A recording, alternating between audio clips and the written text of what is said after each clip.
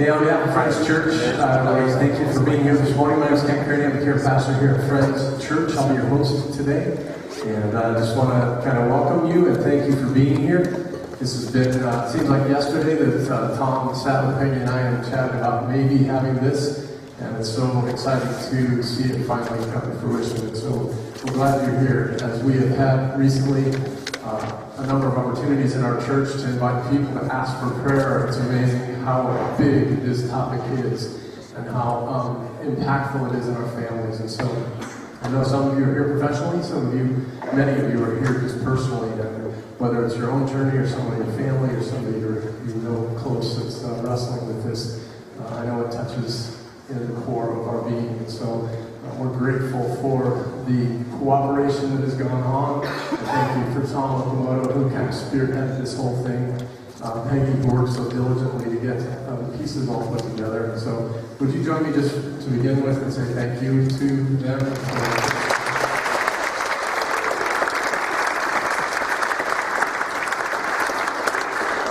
The restrooms are right in the foyer right here. We also have set up, if you're not aware, a set of booths. A number of our organizations in the area have come. And so if you go out through these doors and down on your left, building 4 has a number of organizations that are here represented. Tom will talk more about that later. But during breaks or at lunchtime or after the sessions or this afternoon, they will remain here and welcome to go there and talk to folks. Many of those that are of interest to you. So let me open us up in a word of prayer, and then Matthew Cork, our lead pastor, will come and get us started. Father, thank you for your grace in our lives. Thank you, Lord, that you are sovereign over all things, and Lord, things that are a mystery to us here, because the human mind and the human body are so complicated, and yet none of it's a mystery to you. And so as we, in some ways, attempt to bridge the gap between our education and our knowledge and your Holy Spirit, Lord, we pray that you would give us great wisdom throughout this day. Teach us, help us to understand those things, especially, Lord, I pray, for some who are here who are looking for answers because they or someone close to them is really struggling. Lord, would you be with them, give them comfort and peace, and would you bless our time together in Jesus' name. Amen.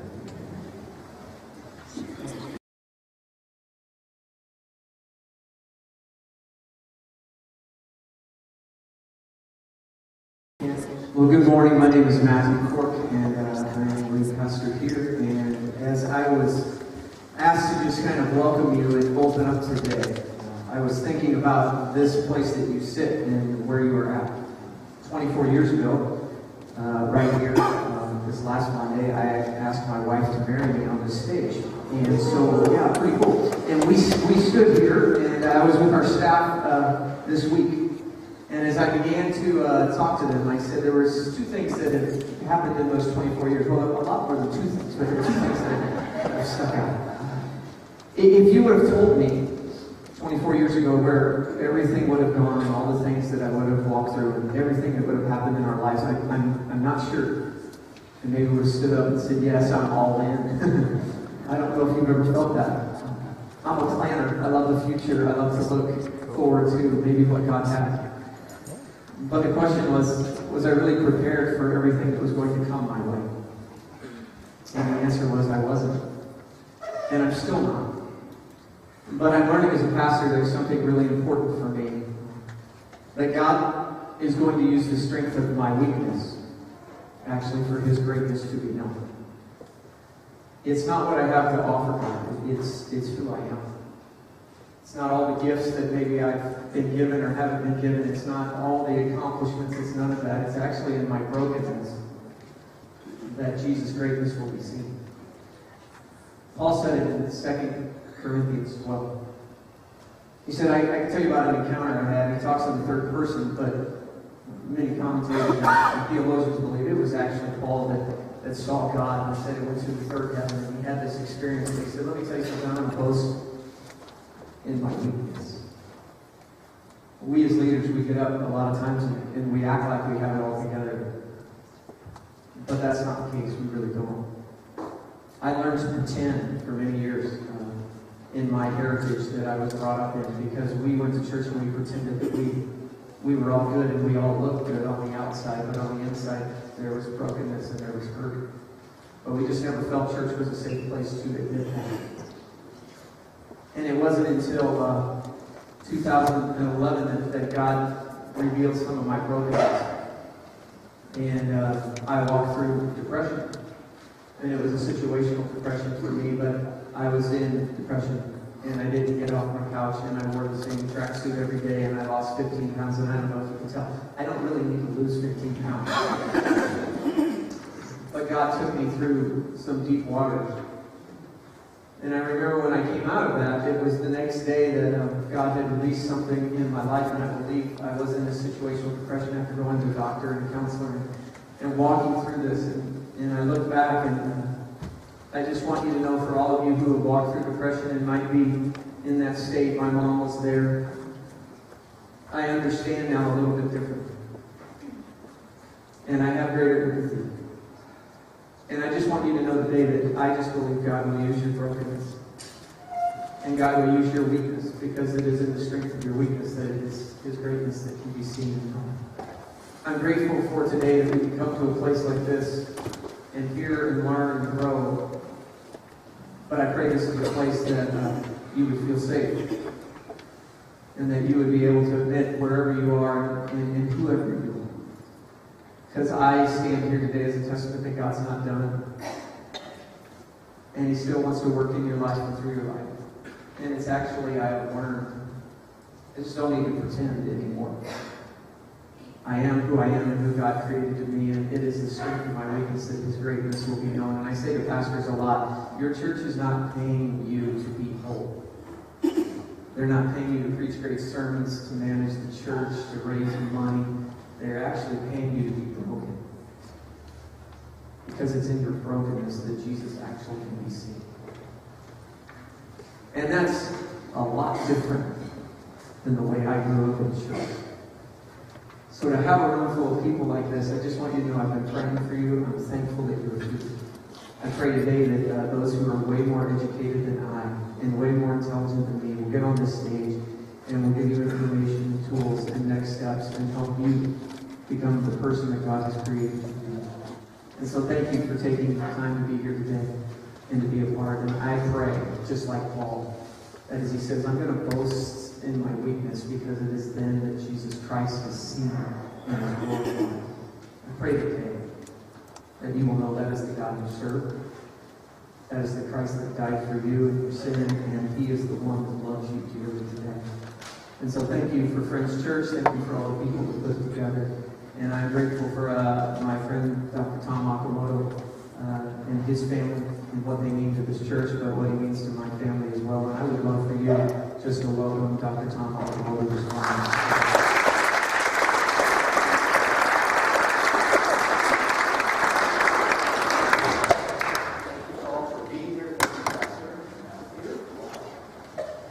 We are headed for a very intense day.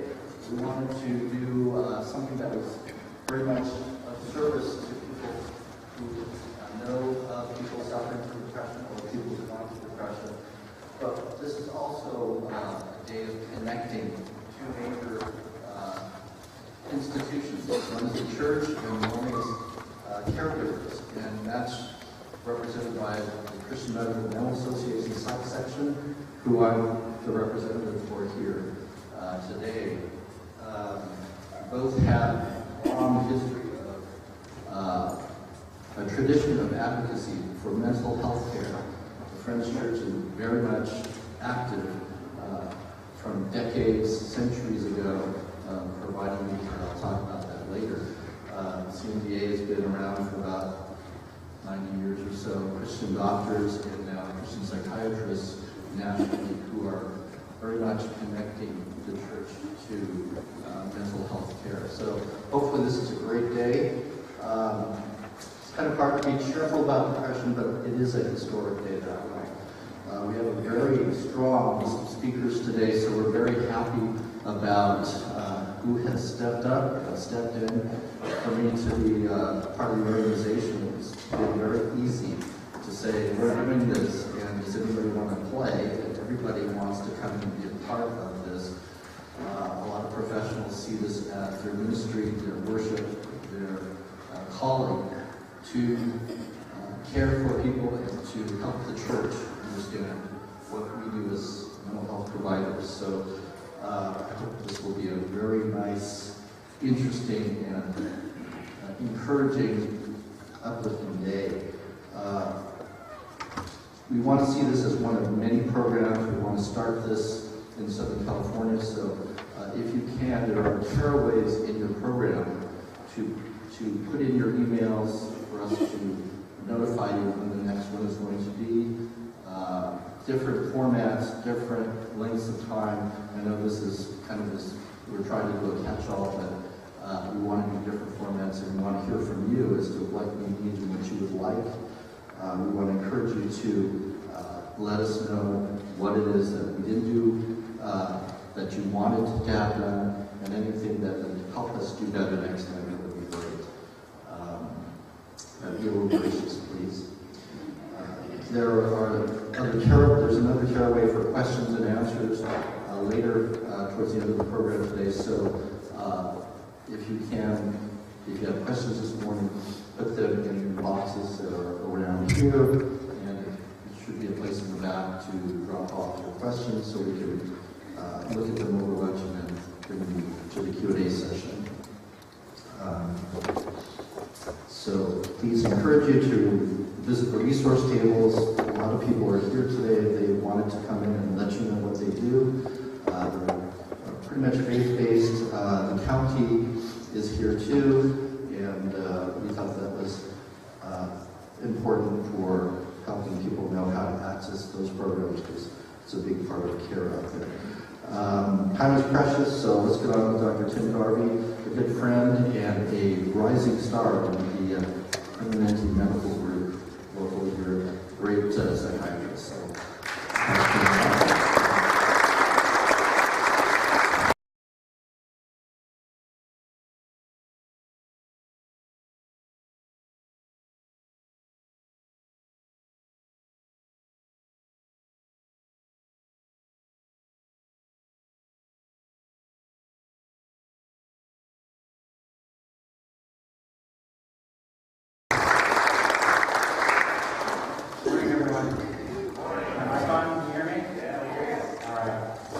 Dr. Tim Garvey.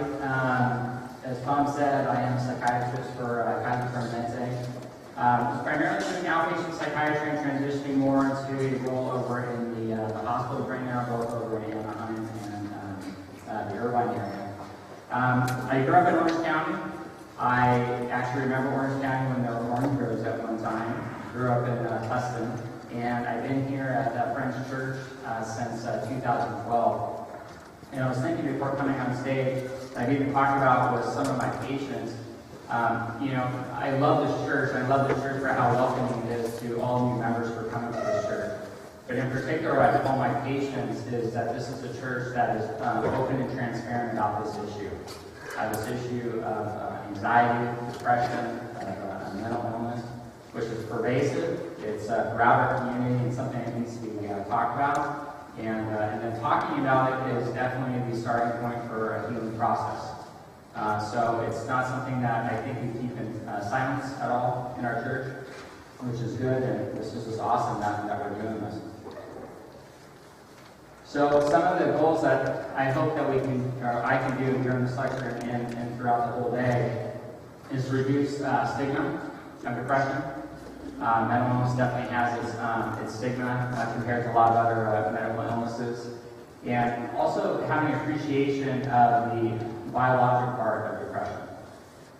There's just been an explosion of neuroscience research, and the biology of depression is remarkable, and hopefully is going to lead into some new treatments that are definitely needed within the field. And to have an appreciation of that this is something like any other medical illness, and in many ways is actually more complex than a lot of other medical illnesses. So, what is a psychiatrist? I put this slide up because when I went to medical school, I actually didn't know what was the difference between a psychiatrist and a psychologist. I didn't necessarily have the actual goal when I went to medical school. I was going to become a psychiatrist until I met a psychiatrist by the name of Dr. Gerald McGuire, who's actually now dean over at UC Riverside Med School. And I saw what he did not only for patients but also families. just how they're in a desperate place and how he brought in hope into their lives.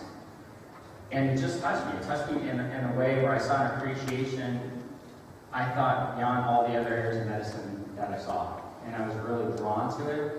And with the background and some of the neuroscience research I'd done in the past, I ended up being a good fit. That was something I was going to pursue my residency career in. For the training of a psychiatrist, we do go to medical school for 4 years. Then we do 4 years of residency, which is standard for adult psychiatrists. And for those who want to keep going, they can do an additional year for one of the subspecialties, whether it's geriatrics, child, and some of the other subspecialties. And we're not the only, I'm certainly going to talk about medications, but we're not the only clinicians who prescribe medications. A fair amount, actually, the vast majority of primary care physicians do a lot of dispensing of antidepressants. Also, there are physician's assistants, nurse practitioners, too. So, as I talked about how pervasive it is, 16.2 million Americans within the past year have had an episode of depression. The World Health Organization has identified depression as the leading cause of disability. And that's something that's been steadily on the rise and has recently actually reached that point.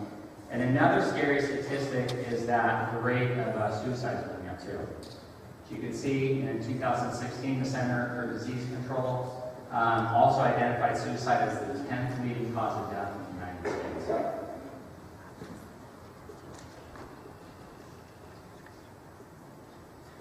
So, there's a lot of other medical illnesses. They don't necessarily have any type of stigma. You have someone who has a stroke, they have a cutoff of a blood supply to the brain. You have death of brain tissue. Heart attacks, a cutoff of blood supply to the heart, and death of cardiac tissue, Parkinson's, loss of dopaminergic neurons, and substantia nigra. These are all medical illnesses that don't necessarily carry the same amount of stigma as mental illnesses. People are more open and transparent talking about these things, whether it's a medication they're on for cholesterol or something that's controlling their diabetes. But you don't hear really the openness of people talking about maybe the antidepressant I'm on. Hey, what helped me? Talk to someone who's maybe having a side effect on their medication. Hey, maybe you should follow up with your doctor on that. So many people, they're in treatment and they're in silence. And hopefully that's something that we can kind of break down today. But I talked about the biology of depression, and it's amazing the things that are going on in the human brain. And that's why I meant exceeding a lot of things we've seen in a lot of medical illnesses.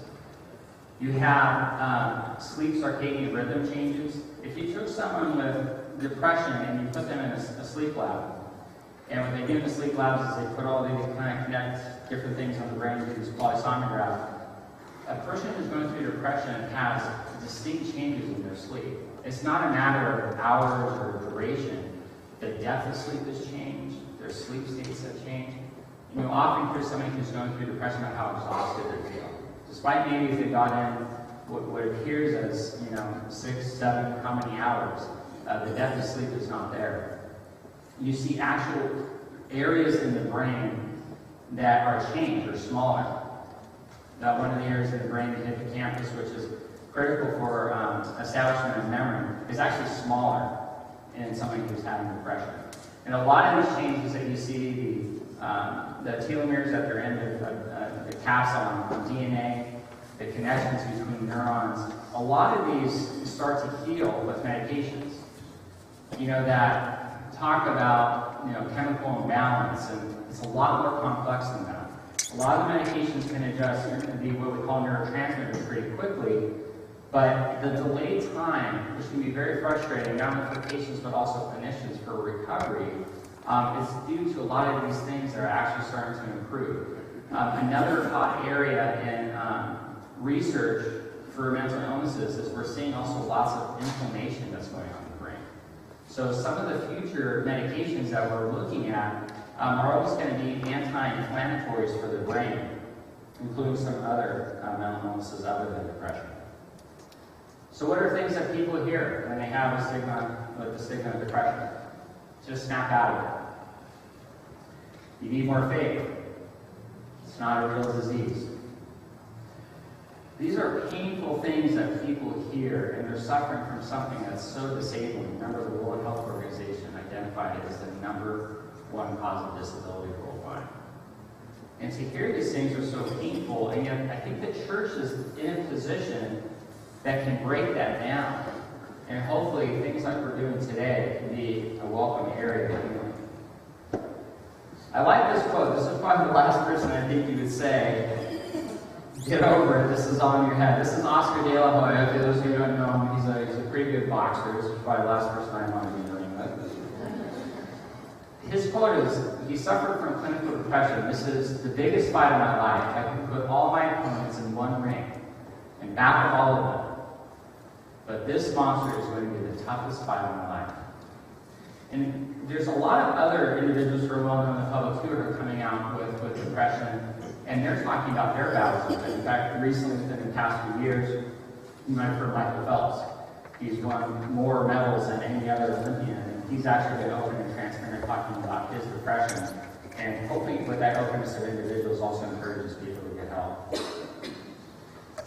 Like I talked about, the church is in a unique position to be healing for those who have this. I mean, we could be in a position where we're not stigmatizing depression, but we're loving one another. We're praying for each other. We're encouraging each other to get help, to get treatment, to talk to your doctor. That's what we need. They have a fantastic men's study here called No Regrets. And I did both years of it, and I'll tell you one of the most remarkable things I remember about it was it happened not the first time, but we met. I think it was like the second or third time that we met is when somebody opened up about something going on in their life, like something private. We don't do that freely going into church. We all kind of put on our face like, hey, everything's fine with me, nothing's going wrong at home. But I remember this one person. I don't remember exactly what it was, but when he opened up and was honest and transparent, healing began. Everyone opened up and realized, wow, you too, you're suffering with this, you're going through this. And when there was that openness, we could connect with each other, we could pray for each other, and miracles happen. But we need to be in a place where we can do that, where we can have that openness and talk. I like this quote from this pastor that I found. Witnessing another's vulnerability was a catalyst for them to respond in kind. As we often discover in our church, it's amazing how one person sharing about her pain can lead to a snowball of others letting down their darkness and do the same. Beautiful. Who suffers depression? Pretty much everyone who suffers depression, all different ages, races, male, female, doesn't matter, financial status. There are some demographics that actually have higher rates of depression, whether they're young adults. There is a little bit of females more than males suffer from depression, but it is pervasive of all different demographics. So risk factors for depression. Early life experiences and traumas, parental separation, abuse have higher rates of depression. Certainly stressful life events that one goes through can be a trigger of depression. There's a strong connection with our stress response in the human body that can affect and cause some symptoms of depression just through kind of that fight or flight nervous system also that's going on. Social factors, genetics. That's another, you'll talk to someone and you find out that this is generational. One of the things that we do for the first time in communication is we find out about the family history, and you notice that this is happening generation after generation. And you might very well be the first person who's actually seeking treatment in the family.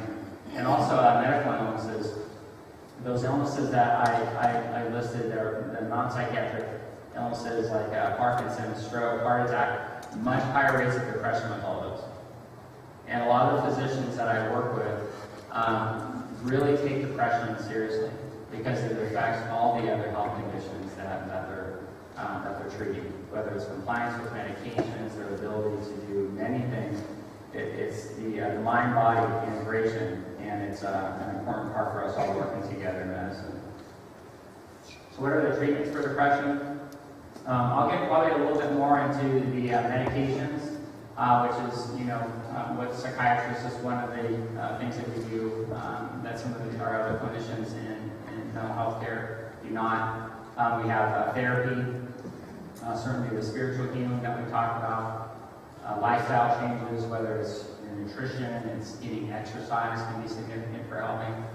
And brain stimulation is another part that I'll talk about for treating depression. That's not medications, and some can be very effective. You might be familiar with some, or maybe not. So when you see a psychiatrist in their initial evaluation, there's a lot of things that they're going to end up doing. First is going through the symptoms that one has, whether symptoms of anxiety, depression, whether it's patients that are treating symptoms of psychosis, hearing hallucinations. In some cases, depression can be so severe, they can have hallucinations, they don't necessarily have schizophrenia, but severe depression can have symptoms of psychosis. And certainly the history, psychiatric history, the past medications that they had, family psychiatric history, substance abuse, medications that they're taking. Sometimes medications can have side effects that can be of concern that maybe are contributing to it. And it's also important that we know that for interactions that might be with some of the medications that we end up prescribing. And also at times, the physical exam is generally not something that we do often, probably more for assessing maybe sometimes side effects in medications. And certainly doing a list of labs at times to see whether anemia or thyroid dysfunction or some other conditions might also be contributing or the primary cause. Many different types of depression. Primarily, I'll be talking about major depressive disorder. The differentiation, like bipolar disorder to major depressive disorder, is someone with bipolar disorder has an episode of mania, mood elevation, lack of sleep, increase in kind of risky type behaviors. That's the differentiation between the two. And often when we see patients who have bipolar disorder, they don't come in those states, they come in when they're depressed.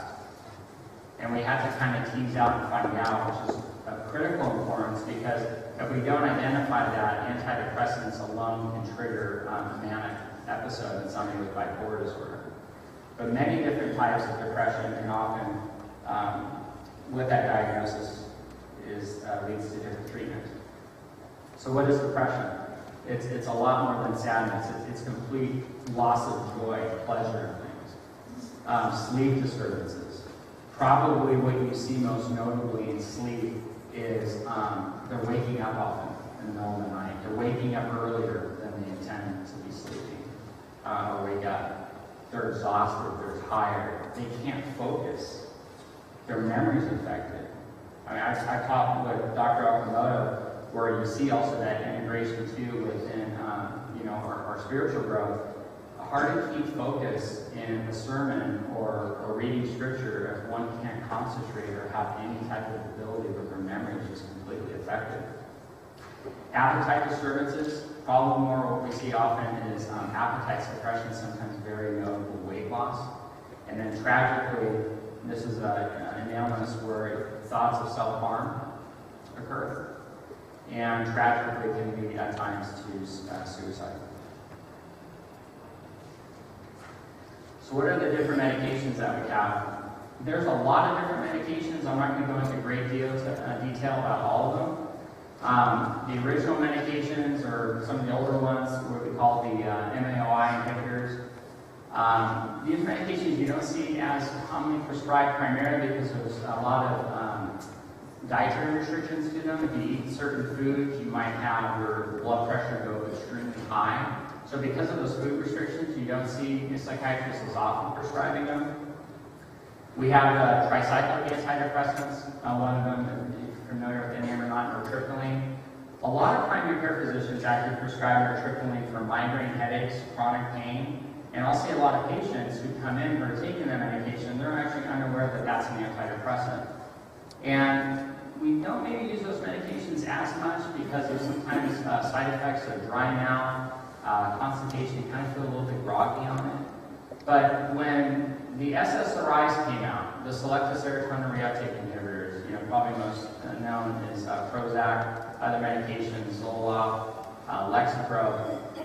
Those medications are probably where more still commonly prescribed.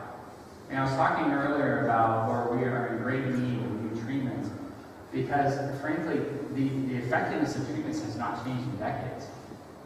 I mean, if you're on television, and I don't know the latest commercials, I kind of stopped my cable a long time ago, but if you're watching some commercial and it's like, wow, this is the latest and greatest that came out, the older medications are just as effective.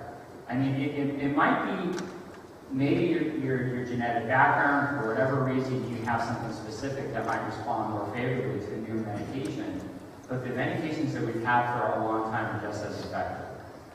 What psychiatrists are probably better at relative to our primary care colleagues is sometimes knowing maybe some subtleties with the medications that might be able to help some areas of depression. For instance, Wellbutrin, individuals who feel a bit lethargic, kind of stimulating type antidepressant, has off-label use for ADHD, which might be able to help somebody with concentration. Doesn't carry some side effects like you see with the other medications. Medications, the SNRIs, these are the serotonin, norepinephrine reuptake inhibitors. You see also helpful for patients who have chronic pain.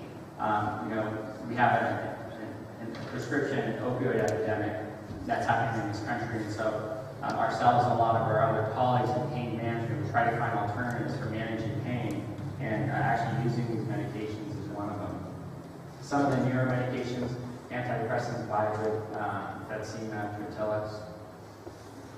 Brain stimulation, electroconvulsive therapy. I don't personally do electroconvulsive therapy, but I've witnessed the procedure actually many times. Probably the most effective treatment for depression. I've seen people go through several different trials of medications, never come out of their depression, and when they get ECT, it's like their life comes back.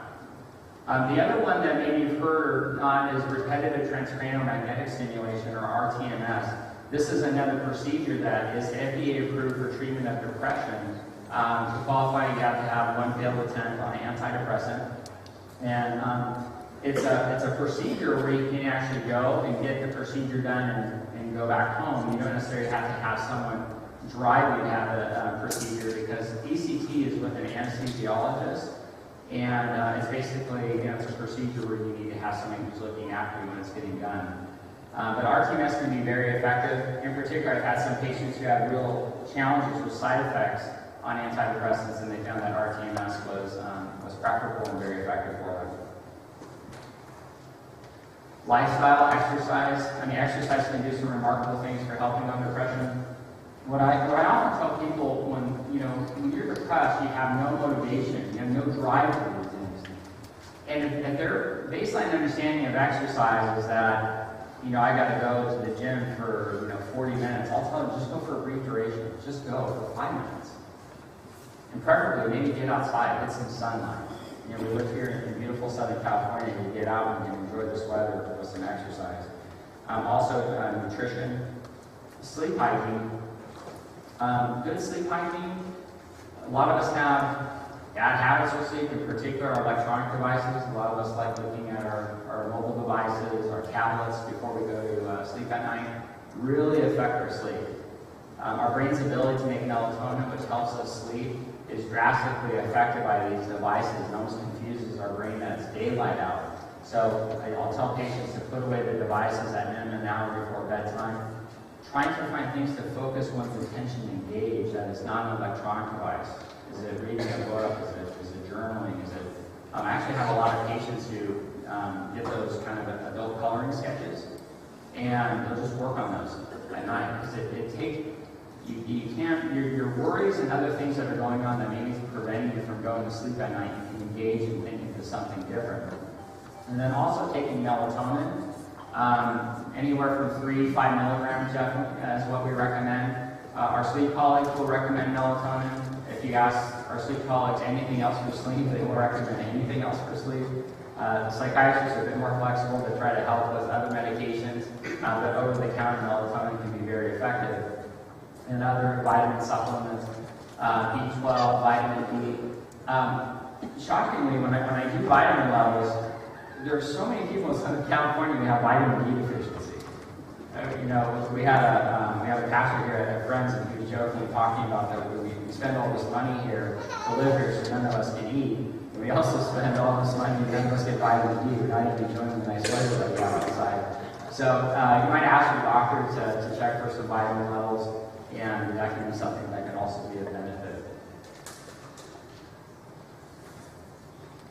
Supplements. I'll talk with my patients. I'm not trained a lot in supplements. Some people, they do prefer them. St. John's wort in particular for depression is probably more popular in Europe than it is here in the United States. The one thing that I always tell patients, and this is critical, is one, they're not FDA regulated, which means that we don't know what the manufacturer is doing with these. So it's critical if you decide to take one of these supplements that you find out that it's a reputable company, and often what you'll find out is that do they send their product to an independent lab to be tested? And that lab will confirm that this is what you're getting. There's a lecture that I attended on St. John's wort, and they took different manufacturers who were selling St. John's wort and had some zero St. John's wort, nothing in it. And they had things like stimulants and kind of amphetamine type to make individuals feel like they weren't depressed. So very important that you find out the type of company that's producing it, and also that they do cause side effects. They do interact with your other medications. So it's critical if you take one of these supplements to let any physician that might be prescribing a medication that you're taking one of them because it can affect a lot of other headaches. This is kind of a hot topic in medicine, personalized medicine, where we can find out some things about your genetics or maybe imaging that we can do to really kind of pinpoint a specific treatment to help you. I think a frustrating area in mental health is that we have some limitations on really our diagnostics. A lot of it depends upon the interview that we're having. Picking medications at times, we can select a medication and maybe a patient has an unfavorable side effect reaction to it, or maybe it's a medication that's not effective. But then we do another medication and it ends up being very helpful. But the genetics, we do not have genetic testing to diagnose mental illnesses. So the genetic testing that are out there, I think, can be effective for maybe side effects. I think that's probably, hopefully, that we're going to see is to try to find, to try to limit maybe side effects of medications. We actually do that right now with one of our mood stabilizers, Tegretol. There's a subpopulation that has a gene that makes them susceptible to causing Stevens-Johnson syndrome, which is a potentially lethal rash that they get when they take Tegretol. So that's one area that you can see where genetics is being used, and I think hopefully you're going to be, or we hope to be seeing that used in the future too. In imaging, we do not have imaging that is diagnostic of mental illness. There are some leading academic facilities that are doing some brain imaging called fMRI to try to help understand what's going on in the human brain with some of these disorders, but we do not have that, the technology right now that's diagnostic. It's something that we would like, but we don't. What I always encourage people, if they're wondering, hey, I heard that there's this brain image I can get, or this test I can get that can help me really diagnose and specify things. Sometimes I'll just say, look at what are the major institutions throughout this country doing? What's Harvard doing? What's UCLA doing? And we don't have that. They're working on some things to try to get there, but this is not something that we have that's commonplace in practice. And so we're kind of left with some limitations, but still we can find effective treatment. This is some exciting things, hopefully kind of pinpointing maybe the future of what we're going to see in our treatments. I don't know if any of you are familiar with ketamine. Ketamine is a medication, primarily anesthesiologists were using ketamine. And what we saw remarkably is that patients who had ketamine were coming out of depression within like 48, 72 hours. I mean, almost instant coming out of it. I mean, you take an antidepressant and it takes weeks to come out of depression. To have something that's almost instantaneous is remarkable. The problem with ketamine is it's not treatment that I think is recommended for. It has some pretty notable side effects. We don't see it as really a medication that is sustainable for maintenance on helping depression. But what it does point to is an area of possible medications that we can look at. What it affects is the glutamate system. There's all of these different neurotransmitters that are helping treatments for depression, but we don't really have anything that basically addresses the glutamate system. So that might be a new area for helping. Anti-inflammatories, hopefully we're going to see. This medication, tiamotine, that's a medication actually that's not here in the United States, but affects glutamate, has anti-inflammatory responses. Just some pretty remarkable things. So who knows, maybe someday we'll see that medication here. In closing, I am a physician for Kaiser Permanente, and I want to put a slide up just in case that there are some attendees here who have Kaiser Permanente insurance. Some of the things I really like about being a Permanente physician, especially in mental health, is you have direct access to see a psychiatrist or a therapist. You don't need a referral. So you can call that telephone number that listed at the top, and you can get a direct appointment to see somebody within our department. We have a 24-hour crisis line that you can call at any time. And when you call that, the physician is notified, maybe in the middle of the night, that you had a difficult time. We have locations for psychiatry, Aliso Viejo, the Anaheim Euclid office, Harbor MacArthur, Laguna Hills, Santa Ana Tustin. And we also have a great addiction department that we collaborate and work along with quite often. We have offices there in Laguna Hills and Orange. We have obviously emergency services at the medical center. And that's where I've been spending more of my time transitioning into that role, spending a bit more time with some of my other medical colleagues. And then you can always look on kp.org for any other helpful information on mental health. So that concludes my talk on this morning. Again, thank you all for coming here and inviting me. It's an honor to be here. So thank you.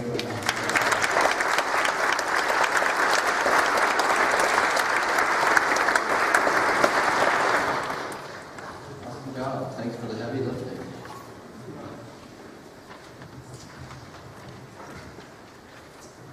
There are a number of believing psychiatrists in the Kaiser system. So that was a very nice surprise. Yeah, just within the Euclid office where I was at,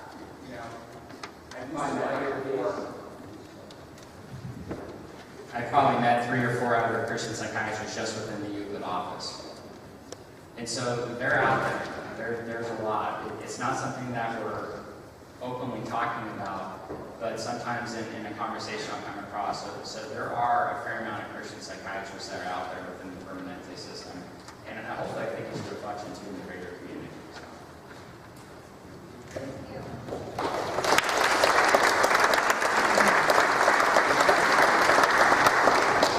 A lot of information, and we will have another esteemed speaker. We're really fortunate to have Dr. Nguyen here.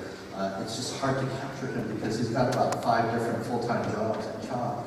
And he's been there for quite a while, teaches for UCI's fellows, and we're very fortunate to have him here, but he's very motivated to be part of the church and demonstrate and provide the skills. Good to have you here.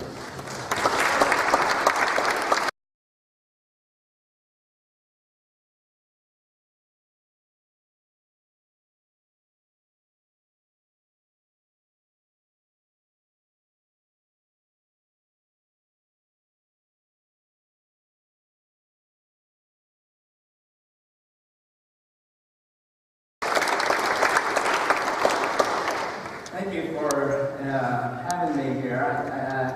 At my church, my pastor usually don't allow me to talk when I'm standing up here, so it's a joy and a privilege to do this. And it's also very scary to follow a wonderful speaker. The fear of public speaking is the most common fear, and I have it. And when you follow someone like Tom, you just try to make sure that you don't mess up here and not even be good. So I'm going to talk about depression in children, but to start off, I'd like to talk a little bit about what it is that children and adolescents are experiencing as far as mental health. So 1 in 5 adolescent children will have a diagnosable psychiatric disorder. Okay? So what that means in Orange County, if you want to put it into perspective, is that the number of children and adolescents who are diagnosed with a mental disorder will fill up 3 Angel Stadium. Okay? That's how many kids who, not just having symptoms, no, it's not like I'm sad, I'm anxious, but it's the sadness and the anxiety, you know, that interferes with their life here. We're talking about a disorder. Why does mental health in children matter? Well, it's actually one of the keys to the overall health of the children. Yes, physical health is important, but here in the Western world, our physical health is fairly good, and so actually the thing that is disabling is actually the mental health. And there isn't any other illnesses or disorders that harm as many children so seriously. You know, we think that the sad and the distress, the depression doesn't cause any problem, but actually it has a death and a mortality to it. Okay, so when we're talking about depression, we're just not talking about a feeling, but it's like cancer, where you can actually die from depression, and I want to emphasize that, so that way we take it seriously when it happens in our children. You know, if your kids have cancer, you would never say, well, let's just take a look at it, let's see what we can do, and maybe hopefully it'll go away. You never would do that. Okay, and in the same way with depression, you know, it's not something that, it's not going to go away. It's not something that, you know, it's just going to get better by itself. Some do, but we want to take it seriously because you can die from it. Our kids can die from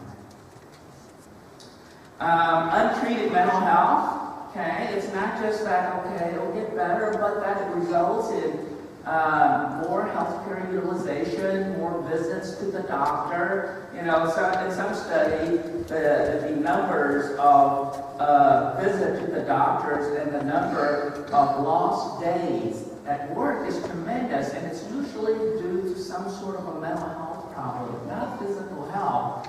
We get decreased school achievement. You know, obviously, if they're not able to do well in school, then you don't do as well in employment, or social-economic class is going to be lower. And then there's increased risk of incarceration, juvenile hall, being there. And then obviously the thing that we worry a lot about is the increased use of substances such as alcohol or drugs.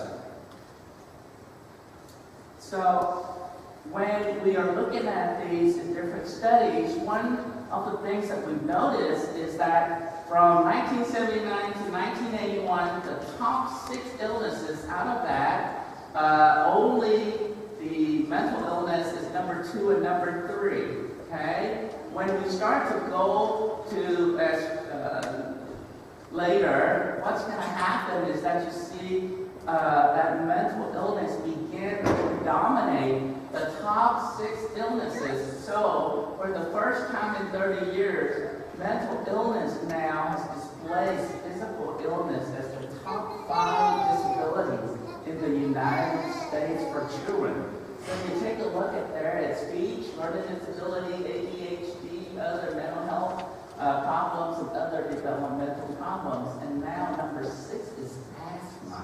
So this is disabling, meaning that it caused a problem. It's not just you have symptoms anymore, but it causes a problem in the kid's life. And this is the startling statistics, is that now suicide is the leading cause of death. And even when we're talking about accidents, some of those may be actually suicide attempts. And in Orange County, you have 5 more times the risk of committed suicide than being in a homicide. Okay, so your chances of dying from suicides is 5 times greater than if someone kills you as an adolescent in Orange County here. So it's a significant problem, and I know that in certain communities, it's a problem where it's not only the school, but the family has to deal with, where their child, their adolescents are not only thinking, but actually going through the act of killing themselves.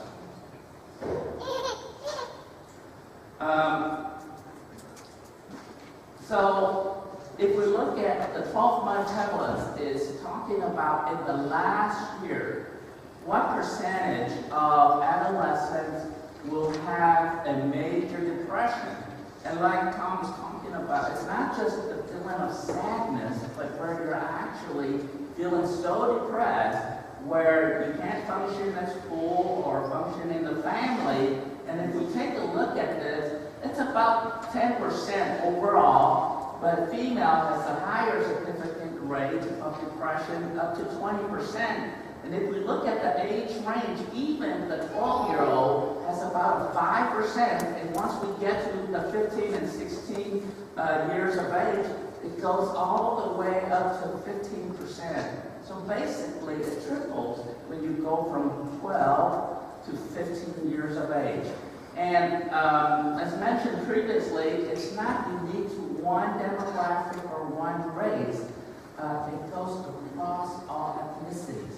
And that's what we also want to recognize is that, it's not just because you come from a certain socioeconomic class or because of your certain ethnic groups that you're susceptible, but that across all ethnic groups, across all socioeconomic backgrounds, people, adolescents, are susceptible to depression.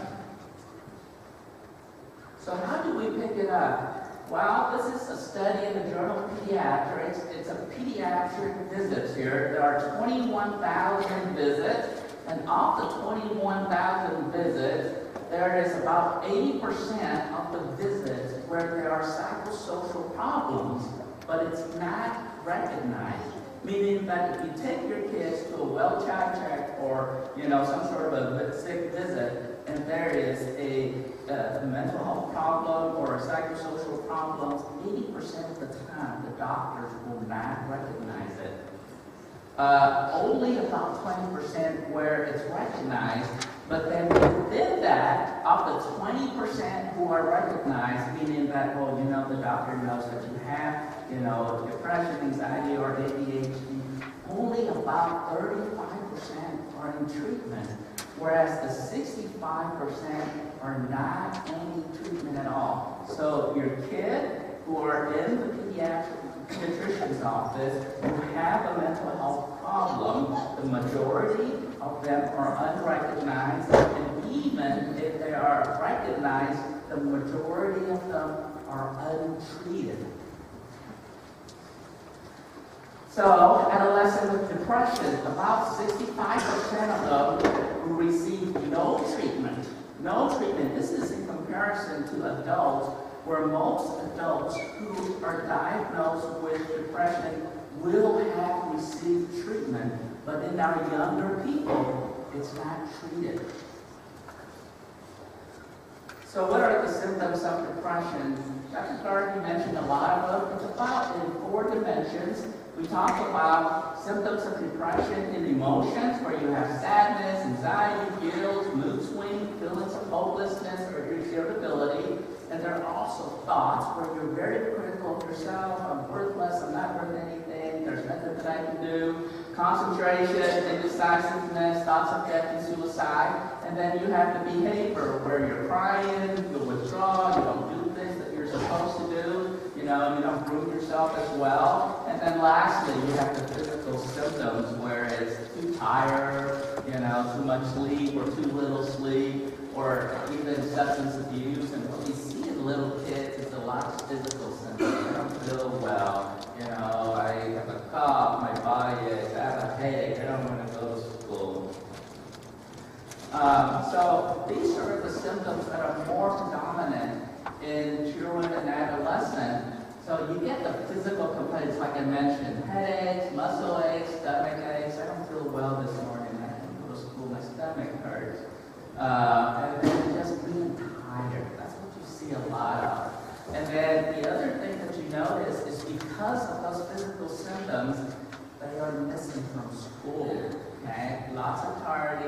lots of absences. In adolescence, about running away, wanting to leave the house. I don't want to be in the home, my parents or something like that, or my parents are treating me in a different way, and I just don't want to be at home. And then obviously you have the irritability, the crying, the arguments. What you see in adolescence is lots of irritability, arguments in the home with the parents, you know, every little thing is an argument is what I usually hear. And then being bored, lack of interest, you know what, there's nothing that I enjoy doing. That's basically what it translates to, is that I'm so bored because I can't enjoy anything here. Obviously, alcohol and substance abuse is also, you know, is it a way to medicate yourself? Well, maybe, but more likely it's a way to escape from what you're doing. You know, if you're dealing with substance or alcohol, you don't have to deal with what's going on in your home or school or friends. Social isolation and poor communication, they don't talk to their parents. That's the most common thing. Like, kids don't talk to me anymore. They don't say anything. They're not willing to, you know, they just want to go into their room and just, you know, eat dinner or watch TV or do YouTube in there. Fear of death, extreme sensitivity, especially as you reach into the adolescent years. It's like nobody likes me. Okay, everybody thinks I'm too fat, I'm too thin. People are thinking that I'm dumb, I'm not good enough. Reckless behavior, and those reckless behavior has to do with the substance use, you know, but also promiscuity, sexual stuff, where it's like, I don't care anymore. My life is not worth living, so why should I care about how I take care of myself or what's going to happen to me? And then lastly, difficulty with relationship. Difficulty relationship in almost all areas usually, you know, and it's usually with adult figures, you know, but I can go to the extreme where it's actually a relationship with other peers, okay? You know, usually parents is a problem, but then when they get to peers and they're so irritable and they're so isolated, they don't have any peer connections anymore. Obviously, the things that we're most concerned about is suicide, because in depression, that's the worst outcome. Okay, it's when someone chooses to take their life. So, what are the symptoms or the warning signs of suicide? Well, you have a lot of depressive symptoms. You know, it's not that you're feeling sad, that you don't want to do anything, you have nothing that you enjoy doing, you don't see that there's a future to your life. You know, those things are beginning to be more worrisome because they tell you about the severity of the depression. We talk about isolation, including isolation from the family. When you're isolated, there's nobody else who can give any input to your life anymore. Okay? You feel so lonely. You feel like you're the only one in the world. Even if you're standing, some people would say, you know, even when I'm standing in the middle of a stadium or I'm, you know, being with all my friends, so lonely, okay? I feel like I can't connect with anyone, and no one's understand me. Acting out and undesirable behaviors, we talked about that. Risk-taking, accidents, also because we just don't care anymore. So whether it's car accidents or you know, physical accident, breaking things here and there, it's just because we just don't care. Okay? And then morbid and negative themes, music, okay, you know, dark music, dressing very dark, and then even drawing and journals and writing, you know, they focus on the theme about death, about not living, about how life is not working anymore. And then, obviously, you can have more crying, but the opposite of that is also true, where, you know what, there's no emotion anymore. I feel so empty. I can't even cry when I want to. And then, giving away possession, I mean, that's pretty obvious, is when you start writing goodbye letters and then you start to give away things that you're saying, I don't need to be here anymore. So what do you do when someone has to suicide? Well, professionally, this is what we do is, you know, you won't cause someone to commit suicide if you ask about it. It's okay, to say, do you have thoughts of death? Do you think about taking your life? Okay? It's okay to say those things. Have you ever thought of not living anymore? Have you thought about hurting yourself? Okay? We ask about past attempts because that's the best predictor. If you have done it, you're more likely to do it now. Do you have a plan? Okay? How lethal is it? Jumping off a 4-story building is much more lethal than jumping out of your porch, for instance. When someone and they come to the ER and they say, I took 2 Tylenols because I want to commit suicide, tells you, what? The person actually wanted to live. Okay? They're not trying to kill themselves. But if someone said, what? I took a whole bottle of Tylenol and a whole bottle of cough syrup plus, my dad's or my parents' medication, it's really serious. Okay?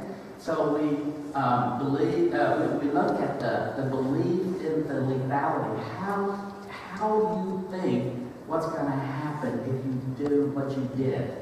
Means to enact a plan. I'm going to jump off an airplane. Well, you know what? That isn't going to be happening. But, you know what?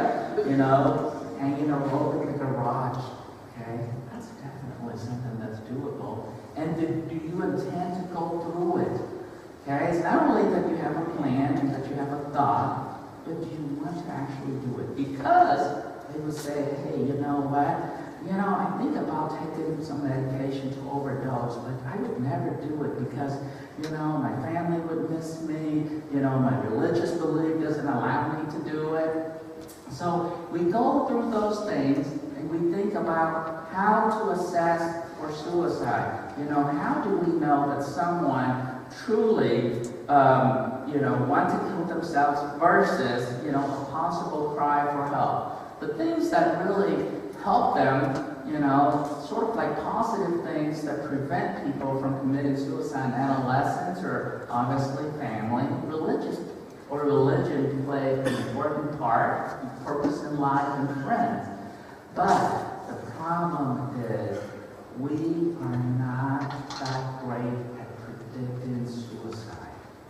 Okay, so all the things that we learn, the people who actually are going to commit suicide and truly want to do it, we have a hard time knowing. We can help the people that actually thought about it and maybe, are thinking about it, but actually do not want, to truly go through it. So we take everything seriously because we may have some ideas about how it's going to unfold, but we truly, are not completely sure. So we tend to take everything seriously when we're talking about depression and suicide. So when does someone who has depression need professional help? Well, the first thing is how interfering it is. Okay? You can have sadness, you're going to school, you're interacting with the family, you're playing with, your siblings, you're taking care of yourself. It's something that is serious, but, it's not necessarily that you need professional help right then. Okay? What about some of the behaviors that are worrying you as parents? Okay? They're out all the time now. Okay? They never do that. Okay? They're in their room all the time now, and they never do that. Okay? It's all of these different things that worry you as a parent that tell you whether your kids need professional help or not. Oh, today he's not eating asparagus. Probably okay. Okay? But, you know what? He doesn't eat his favorite food anymore. Just doesn't want to eat, even when I cook him his favorite thing. That's concerning. Any behaviors, how often does it happen? Once a month, maybe you want to pay attention to it, But if it's occurring every week, 2 or 3 times a week, 4 or 5 times a week, even 2 or 3 times, you know what, he just doesn't want to get up and I have to get him out of bed, to get to school. That's worrisome. That's, more than half of the week there. And then, is it outside of the typical range for his age? And that's the other hard part is like, okay, we know teenagers can be moody, okay? But the majority of teenagers actually have a good relationship with their parents, okay? Even when they're moody, even when they're grouchy, even when they're irritable, they still have a relationship, and it's usually a meaningful relationship with their parents. And so, to have a relationship where they'll talk to you and they don't do anything with you, that's abnormal. Okay? When their friends are going out and, going to the football game and they're just staying home and just playing video games for hours and hours and hours. Teenagers play video games. Okay? If you don't know Fortnite, you should. Okay? But it's an enjoyment, right? You play it to enjoy, and your friends, your school friends are doing it, versus you sit by yourself, and all your friends are like thousands of miles away. How long has it been going on? That's kind of a key factor for us. And usually we say when it's going on past a couple of weeks, you want to take it more seriously than if it's, just the last couple of days, for instance. So what are the treatment? Therapy is usually a very good treatment, and it's the first choice in children, and most likely for adolescents. The reason is that in therapy, you help the child or the adolescent to know what to do. It's not just about, you have these symptoms and how to take care of these symptoms, but usually in this particular age, there are things that cause them to have these particular illnesses, usually interpersonally, conflict with friends, conflict with family, conflict with your boyfriend and girlfriend, not being able to get along, with certain people. And so therapy helps you to learn how to deal with that. Okay? Medication alone may help you to feel better, but that doesn't teach you on what to do. If I just not talk back to my parents and yell at them, actually, a conversation is better. Okay? And so, if you're, I feel very anxious when I talk to my teacher. Well, what should you do? Well, okay, instead of waiting until the last minute, maybe I can just say hi to her first, and so that way I don't get so worried. And so that's why therapy is helpful in children and adolescents, especially than just medication. I always say, even if we use medication, you have to do therapy. Because so that way you know and you can learn, how to deal with what's going on and not just be, I am better. Medications are very good. We have good treatment in adolescents, and we have good data to show that they do work. And then lifestyle, like Dr. Garvey talked in the past about exercising, sleep, and eating, and doing things that are pleasant are also very good.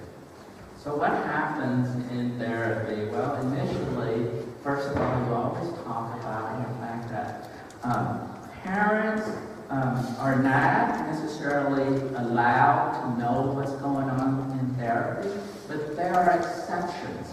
Okay? If you are going to hurt yourself, if you're going to hurt other people, if you've been abused and things like that, then we have to talk about that with your parents.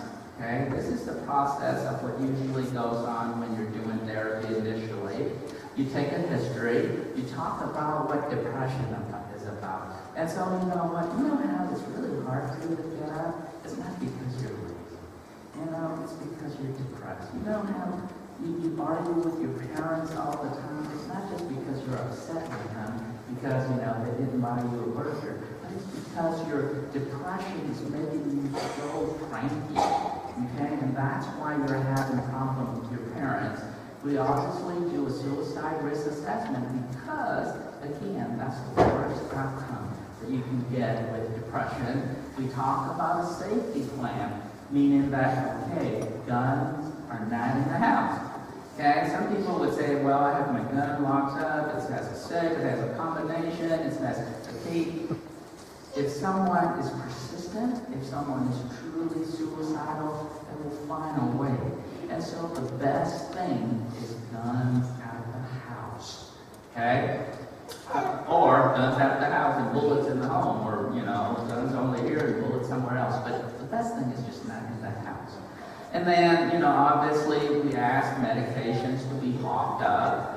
And then if you have swords, things like that, they kind of need to be locked up and outside also. And then lastly, people don't think about it, but alcohol needs to be locked up because you can die from drinking too much alcohol. Then we talk about what's available, and then the treatment plan. The treatment plan is usually, you know, going through, discussing, you know, with the adolescent or the kids about, you know, what their thoughts are, how they're thinking, and how their perception can be different from what is going on. Talking about how certain things, if they do, it can help them to feel better. When to use medications? Well, okay, you know, that's a big concern for most parents. I'm a psychiatrist, and like Dr. Garvey said, that's one of the things that we are good at. But I tend to not use medication as much because I know that in adolescents and children, medications are not as effective in these group than adults. It's not that they're not effective, they are effective, but they are not as effective. So when do you use it? When there is moderate to severe severity. So how do we know how severe, how disabling they are, how many symptoms they have? If you have a prior episode of depression, previous treatment, if you responded previously to medications, then we would probably want to use medication again. Family history of depression is the genetic thing. And, you know, especially when there's a family history of depression and there is a response to medication, we always ask, you know what, is there someone in your family who is depressed? And then the next question is, what medication, you know, helps them? Changing environmental stressors without improvements. What that means is that, you know what, you are going to be in this particular setting and there's no way for you out of it, okay? You know, it's got to be persistent. There is no way that we can take your parents away from you. You are going to have to go to school. Unfortunately, you're in a group home.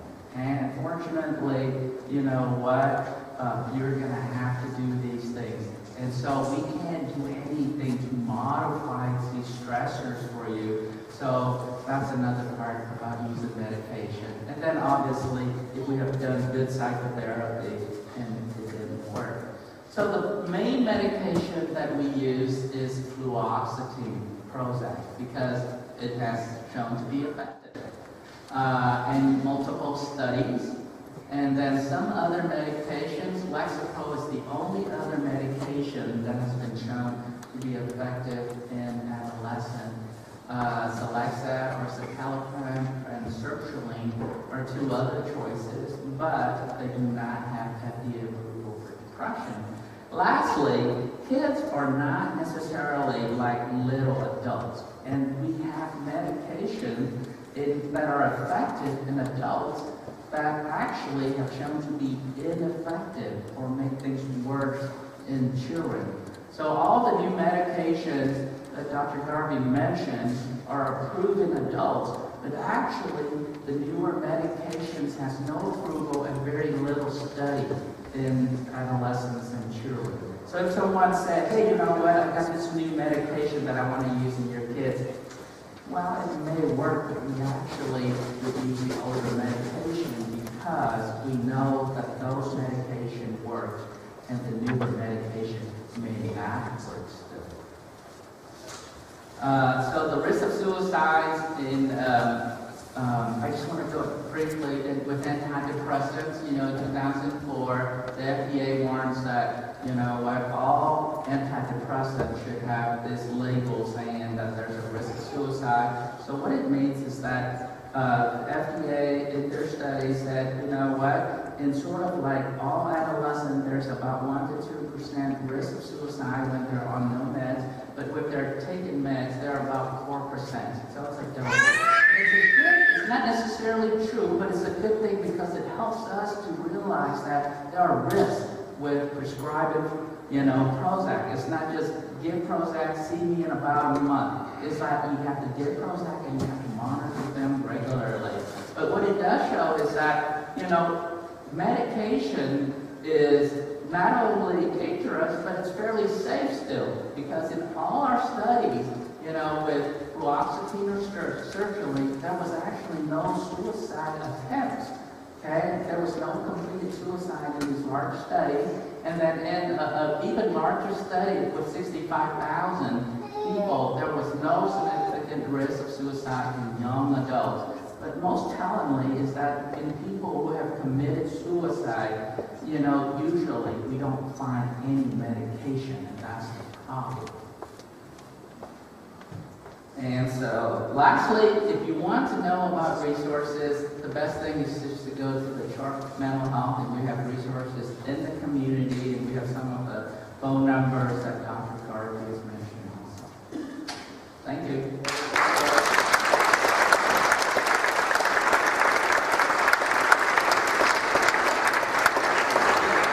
Thank you very much, Doctor. Appreciate that. We have one more session, and then we'll take a break. As Dr. mentioned, one of the leading areas, one of the highest areas is among women. And so Carla Downing is here, therapist and author. She is here on Monday nights regularly teaching on relationships, and we're fortunate to have her here with us this morning. And so she'll finish up our morning together. We'll take a break after she's finished, and we'll go a little bit further before lunch. A lot of information. I know it can be like a fire hose, but I know we're here because we need this information. We need to understand things better. So, all right. Carla, we good? Momentarily. We have this transition of technology here every time, so unfortunately we can't have 7 laptops set up all on that together. So we have to do a little bit of a transition here. All right. Carla, thank you for being here on Monday nights with so many of our folks, especially women. Thank you for being here this morning.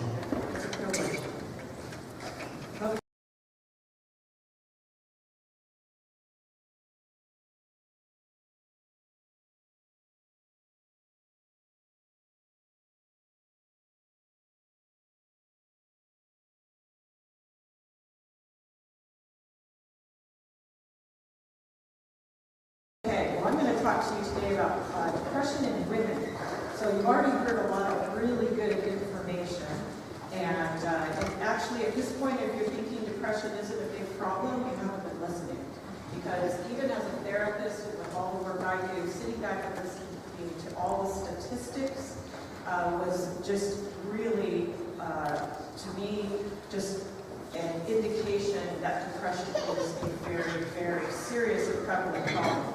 And when I hear those statistics about children, it's very alarming. And in actuality, they are true. And depression is increasing in our youth. Anxiety is increasing in our youth, and it is becoming an epidemic. And I will agree with you that many times children, it's not recognized, it's not treated. So depression in women. It is normal with certain life stresses, especially losses, to feel depression, to feel sad, to feel stressed, to feel overwhelmed. But that goes away in a reasonable amount of time. The depression that we're talking about today is different. That depression is long-lasting, it's life-limiting. It affects how women think, how they feel, how they interact, and how they act. It affects their children, their families, their marriages, their co-workers, and their friendships. And it causes changes in every area of their life. It causes changes in their sleep, as you heard, in their activities, in their work, and especially in their self-esteem and their self-worth. 2 times more women have depression than men, so 2 to 1, okay? Pretty significant. And 3 times more women than men have anxiety. And anxiety often goes along with depression.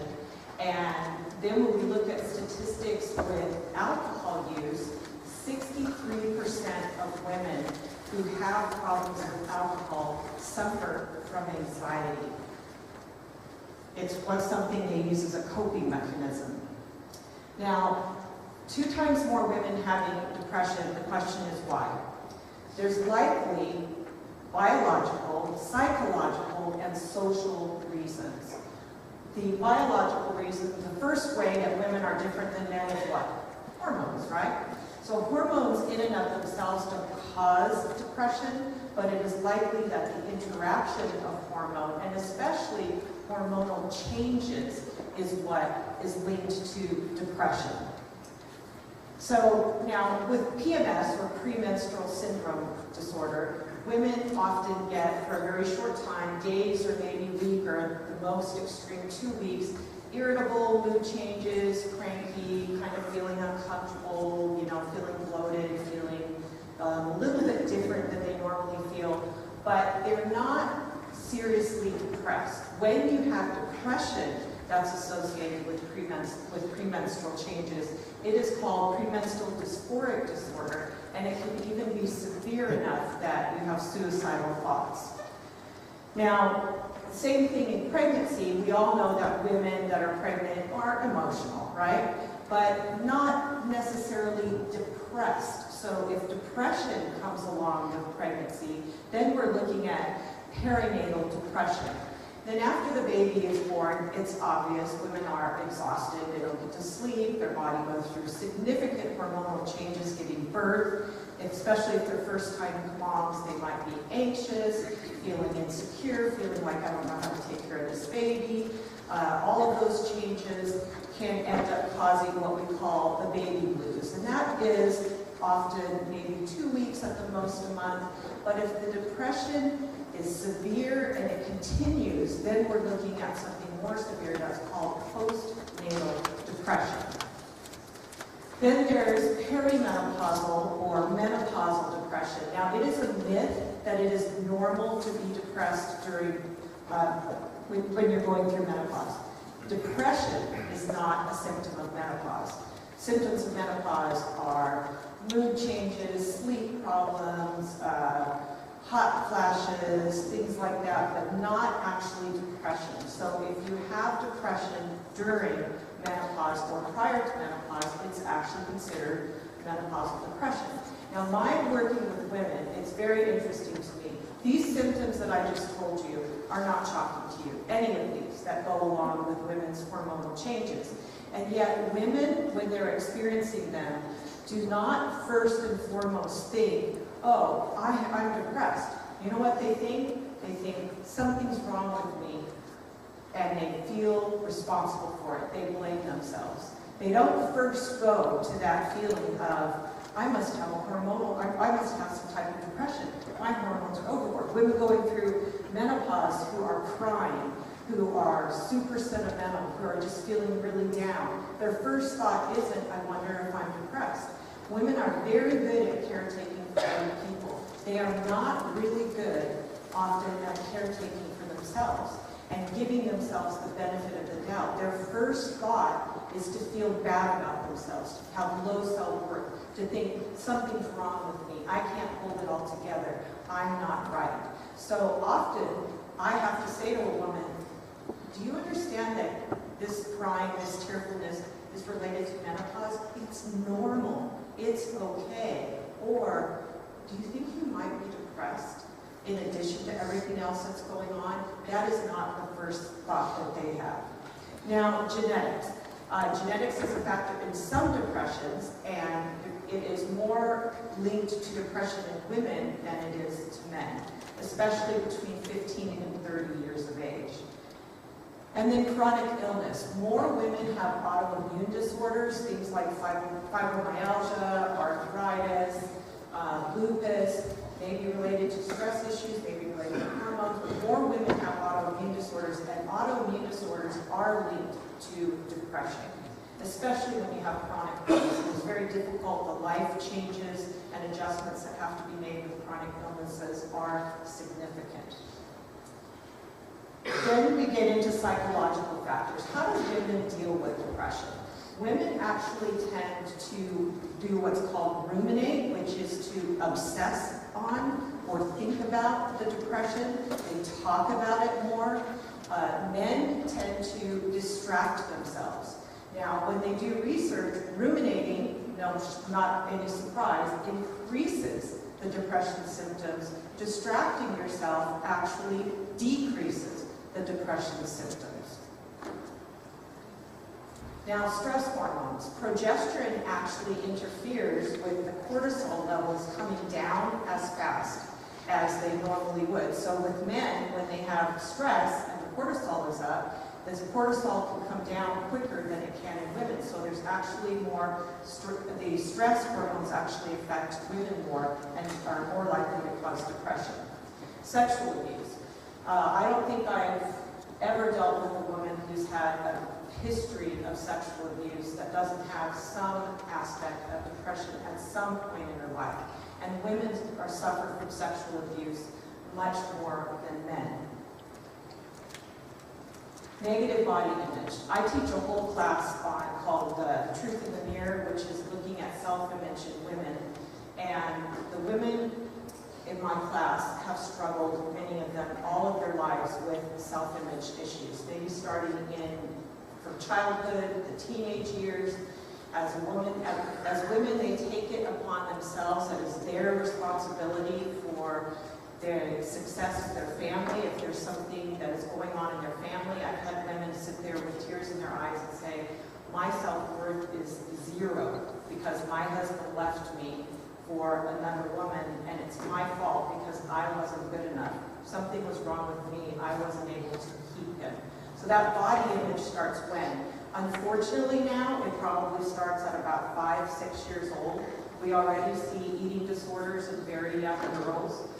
We have the implications in society for our media that tries to make this perfect woman, this perfect body, this forever youth, has serious effects in the self-image of women throughout their lives. Unfortunately, like I said, it starts very young with those girls looking at those perfect airbrushed models on TV and comparing themselves. Women compare.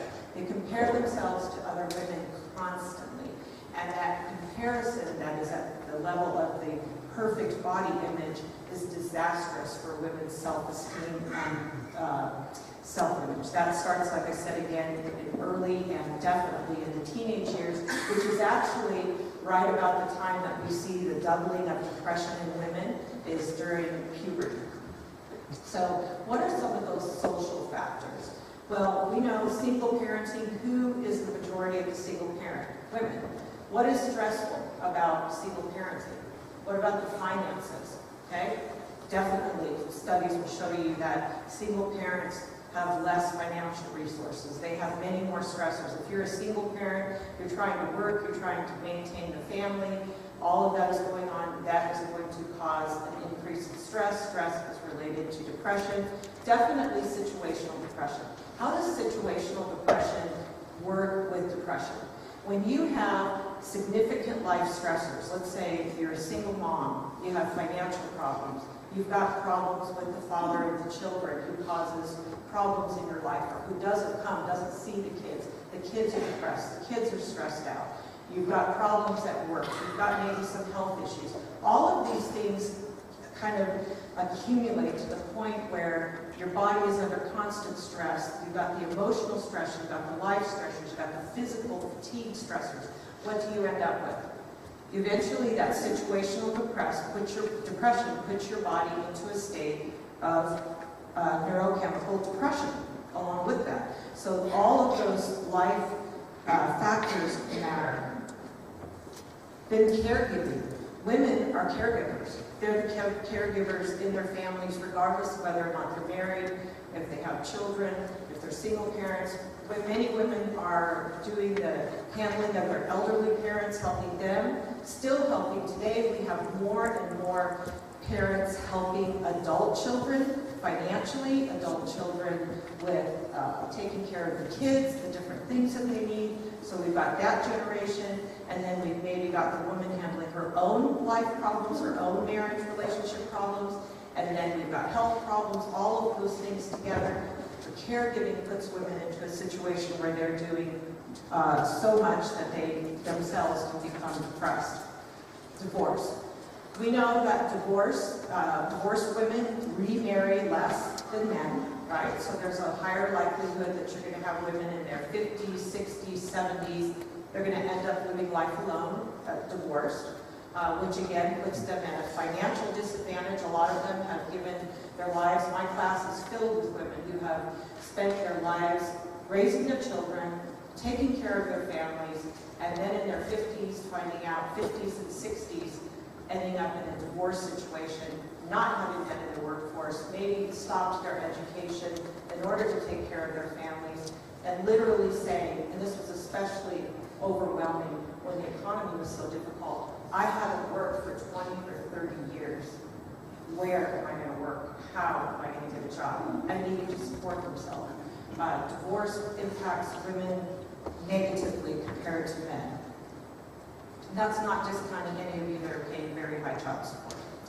So I know I've heard stories of that too. Now, difficult relationships. I teach my classes to people in difficult relationships. My first class is for women in difficult marriages. That class, women come in, women that are in their 20s, but mostly in their 40s and 50s and 60s, that have been in difficult marriages for 20, 30, 40 years. What does that mean to be in a difficult marriage for 20, 30, or 40 years? What that means is that you've spent, as a woman, you've spent all your time in that marriage trying to change the marriage, trying to get your husband's attention when there are problems, in pain, in desperation. If you're in the church, you go to church every Sunday and you see the couples together, and let me tell you, everybody looks perfect. Everybody looks put together. Everybody looks happy. You don't know what's going on inside of them. You don't know what they've experienced. You don't realize that the person sitting next to you is also in a difficult marriage. Because I'm going to tell you, if the divorce statistics are the same in the church as they are outside of the church, what does that mean about the people sitting in the church? Okay? I actually went back to school and got my counseling degree after I wrote my first book, which was 10 Life-Saving Principles for Women in Difficult Marriages. I did my practicum and my internship in this church under the counselors that we have, Nguyen and Mike Dillon. And I'm going to tell you that my colleagues that I went to school with, when we got together and compared our caseload, I said, I have the most fantastic opportunity to do my practicum and internship in this church. Because I'm going to tell you, I dealt with every single problem there was. There is no problem that affects marriages that is not in the church. It is startling, but it is true. And for people that go to church knowing that they're in a difficult marriage and looking around thinking that they're the only one, what do you get? You get isolation. You get isolation where you can go to a Bible study. I myself was in a difficult marriage, which is what started my whole, my husband and I are married 39 years, he's here. We had a very difficult marriage for quite a while. I remember going to Bible study and thinking, I don't want to be here. I don't want to sit here and listen to all this stuff when everybody's talking about all this stuff that is lighter and not as serious. And when I risked telling about my problems at some point, sometimes it was dismissed or sometimes it was just kind of overlooked. Sometimes other people in the group were honest and started sharing. Because when you're honest and vulnerable, other people can be honest and vulnerable too.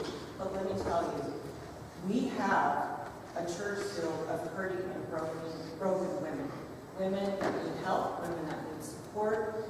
Difficult difficult marriages, whether it's any problem, but specifically, I liken it like this. When you have somebody that comes to you in pain in the midst of a difficult relationship, and women also bear the pain of those broken children, those 1 in 5 children that are depressed, that are having all those problems in school, the majority of the time, the woman is carrying that worry and that concern on her own and not able to get her husband on board with recognizing the seriousness of that depressed child, arguing with her husband that maybe medication or therapy is needed and he doesn't believe in that, and she's got to deal with that alone.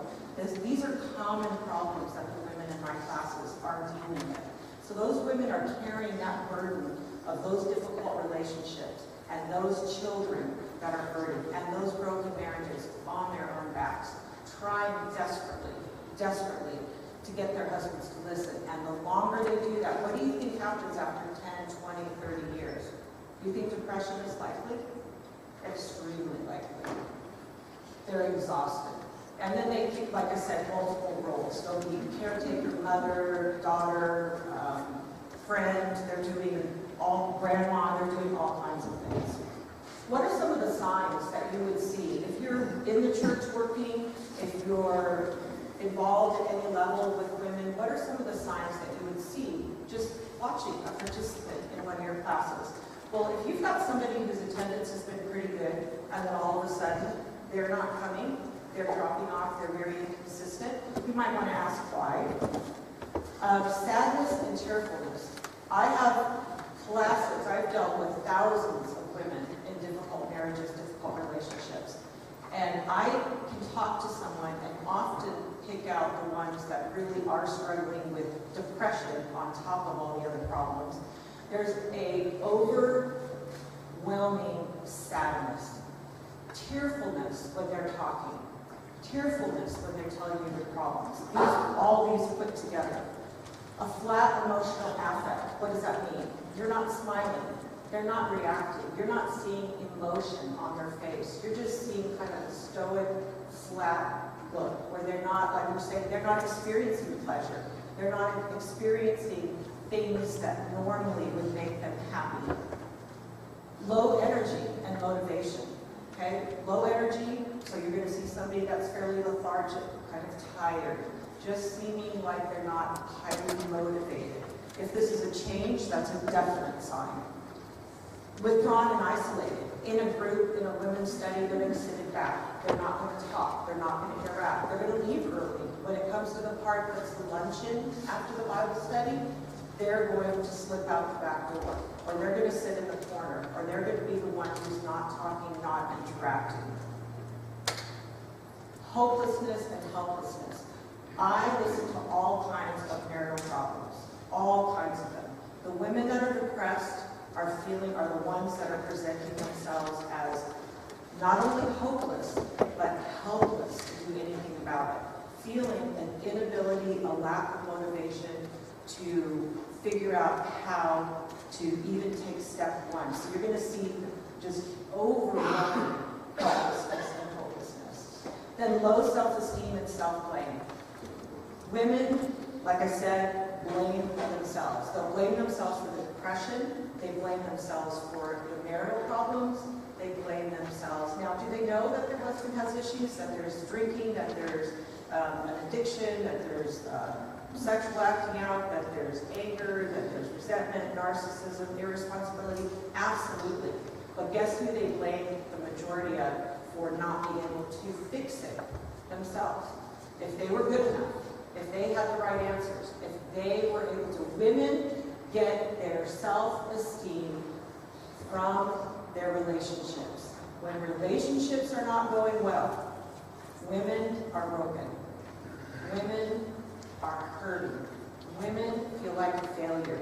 You can have a woman who has a success in her career, but if her family is falling apart, that woman's self-esteem, that woman's worth is going to tank because it is based on her family succeeding relationally.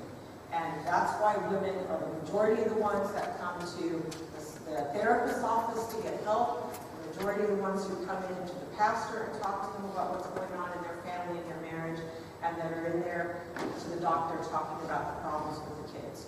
The relationships are everything to a woman. Now, this was already, a little bit has already been told you about this. What not to say. Snap out of it. Get over it. Very harmful. I hope now you see that's not possible, okay? I get depressed once in a while. Sometimes we want to be empathetic and we want somebody to know that when they're really hurting that we've kind of been there. So we'll say, oh, I get depressed too. Don't say that, because unless you've really been depressed, getting depressed once in a while is not the major depression that we're talking about today. There's always someone worse off. That doesn't help, okay? That minimizes. Never minimize a woman's pain.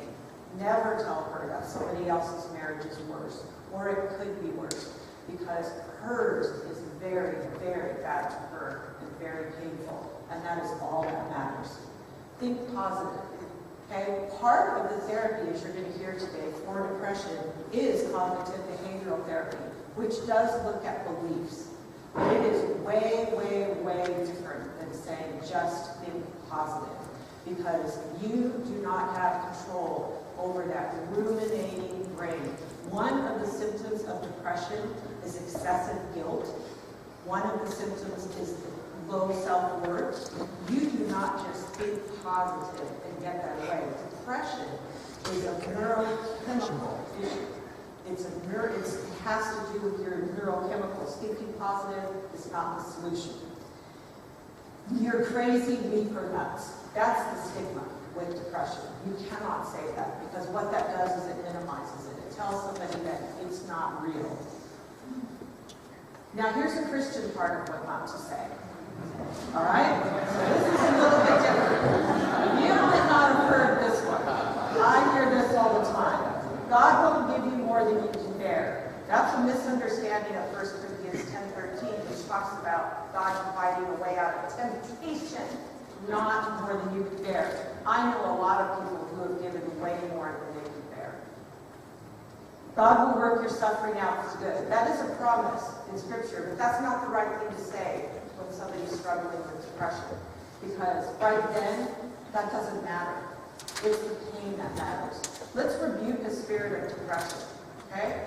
I don't know that anybody in our church says that. But what that says to the woman is your depression is just a depressive spirit. Does that mean she should go to the doctor and get help with medication? Should she go to therapy? No. She should just keep praying and rebuking that spirit. Does that help?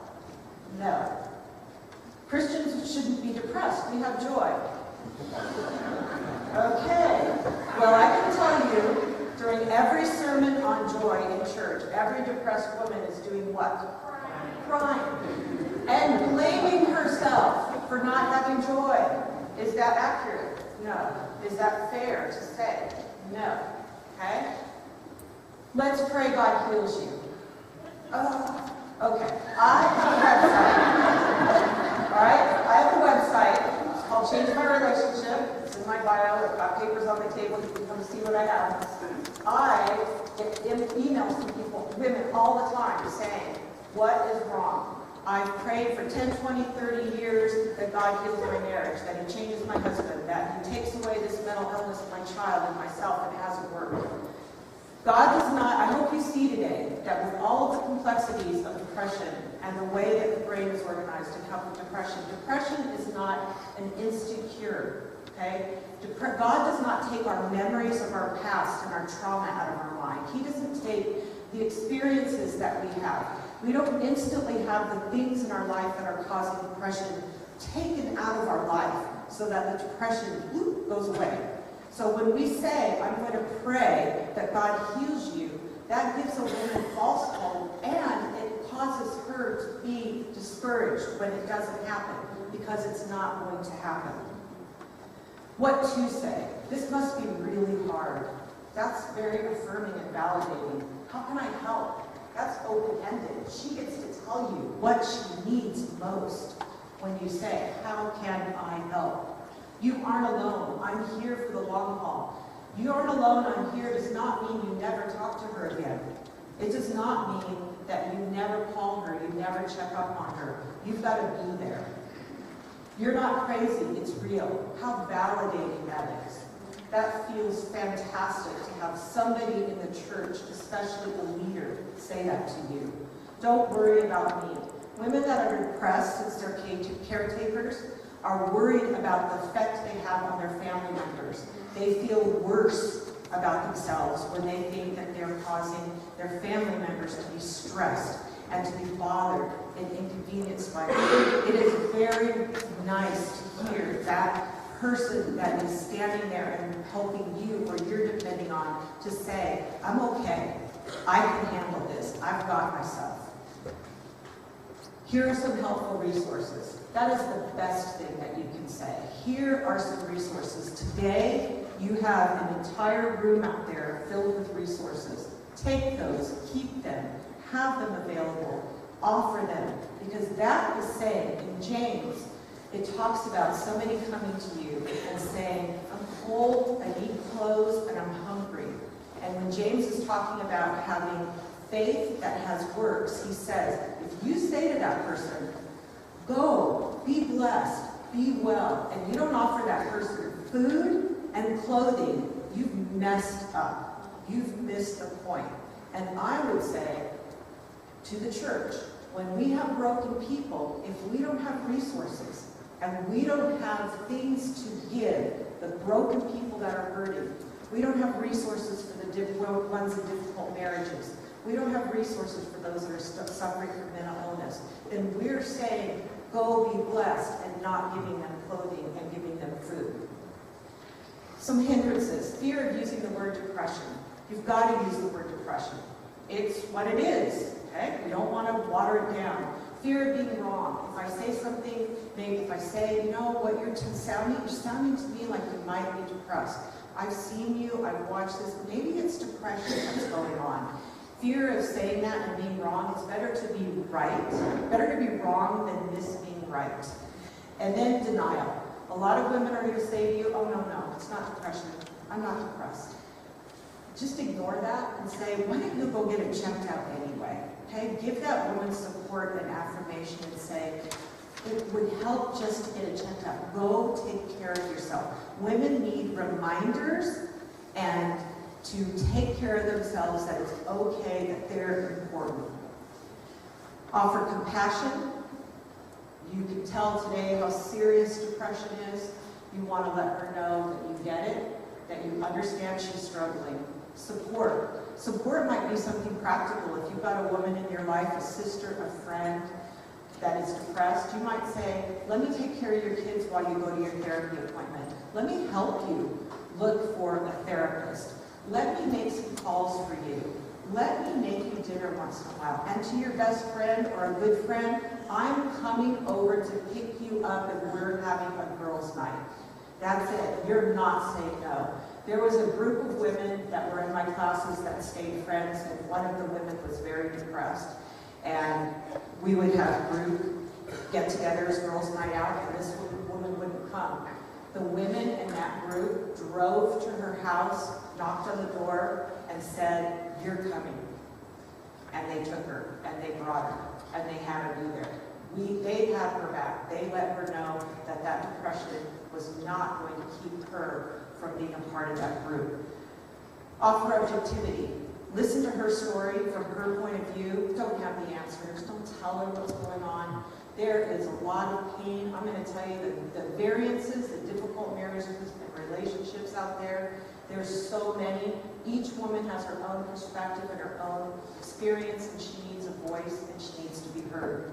And then detachment. What is the main reason that people stop helping someone that is depressed? You want to know why? Because it's depressing to be around somebody that's depressed. I'll be honest. It's hard.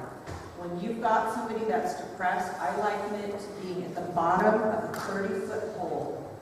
And you've got to claw your way out of that hole. And when you're depressed, you don't have motivation to do that, so you don't want it. And you don't have the strength because you're too exhausted. And if you ever do barely pull yourself up that hole, you slide right back down. That's depression. How do you get better? It's a process. Therapy, medication, support, changing beliefs. It takes a while. There is a way to do it, but you've got to recognize that you've got to keep yourself detached and separate from that and be able to not let that drag you down. And remember that it's not your job to fix it. Anybody that you're working with or that you're involved with in church or that you are a friend with, you cannot fix depression. You cannot fix somebody's mental illness. You cannot make it go away. It's not your fault that somebody in your family is depressed.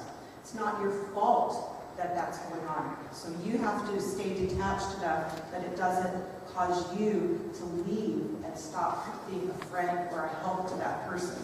And hope. How do you offer hope for depression? Because there is hope. That's what this whole conference is about today.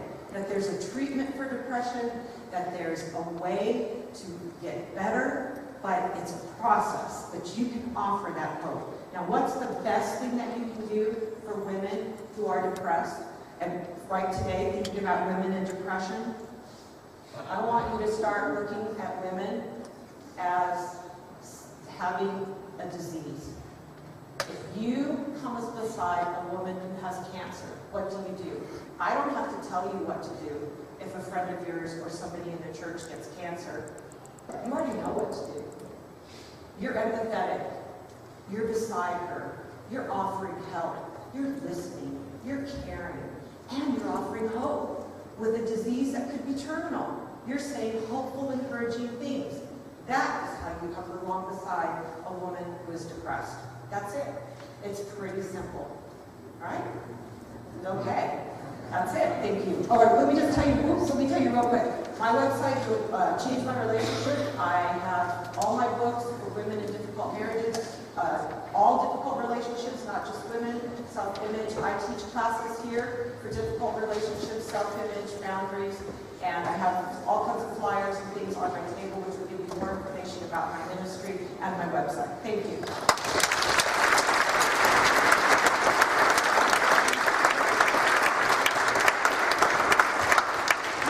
Thank you, Carla. I've had more than one conversation, and I'm sure some of you can echo the sentiment of the value of what Carla offers, especially to the ladies in our church and our community.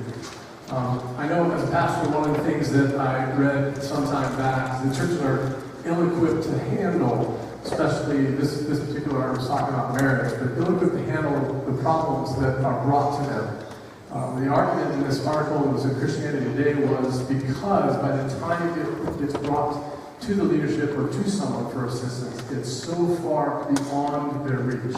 What has happened is now needing counseling or needing something further. And I think one of the things I want to say here is the sooner we respond and acknowledge that there's an issue, the more likely we are to get some assistance in that problem. The longer we wait, the harder it gets, the worse it gets, the more difficult it is to get the assistance we need to get help. So part of this day is informational, part of it is resource at the table there, part of it is interaction with one another. So we're grateful for that. We're going to take a break, get up, stretch. There's snacks outside. The restrooms are back here. They're also in building 4, which is where all the booths are. And they're also right outside this door in the building next door, building 6. We're going to start again at 10:30. So head back in here.